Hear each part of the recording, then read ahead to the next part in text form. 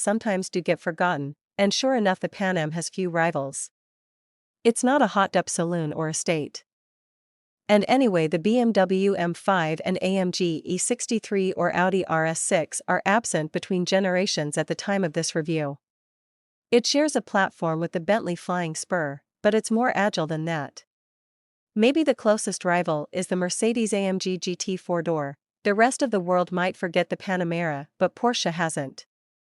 It's back and it's both more dynamic and more comfortable than ever. The active suspension is top of the bill, so we'll get to it later. Opening act is a redesign, but it's subtle, an acoustic set, if you will.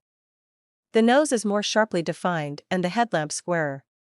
Around the back, the light cluster is a simpler rule across entire tail. The third side window now has a kink in its outline. Not so Porsche, that.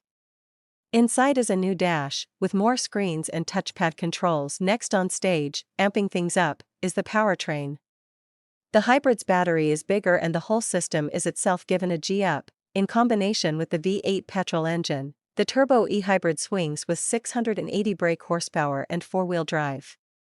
The e-hybrid 4 and e-hybrid 4S have been given a similar electric boost, resulting in 470 brake horsepower and 544 brake horsepower total, both with a V6. The Panamera and Panamera 4 meanwhile get improvements to the V6 for 353 brake horsepower.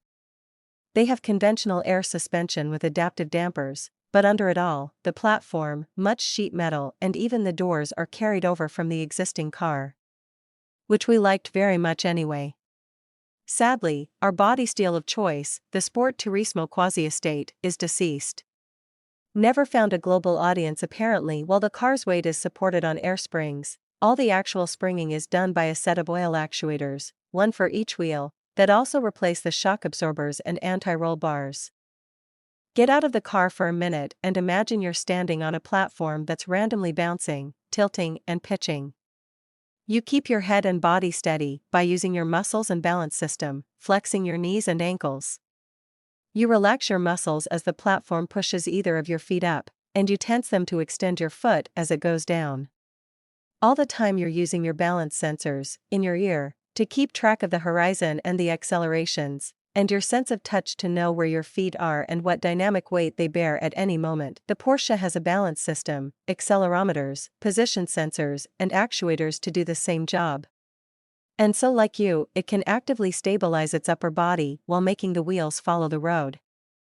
Not as well as you can, but for a car it's spectacularly good. It has two main behaviors, depending on the drive mode you selected. In Sport and Sport Plus, it tries to keep the car level, killing roll, pitch and dive.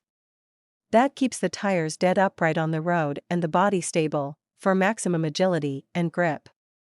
It also lowers the ride height, rather more spectacularly. In the more comfortable hybrid mode, once you're above 30 miles per hour it banks into the bend, the opposite of roll.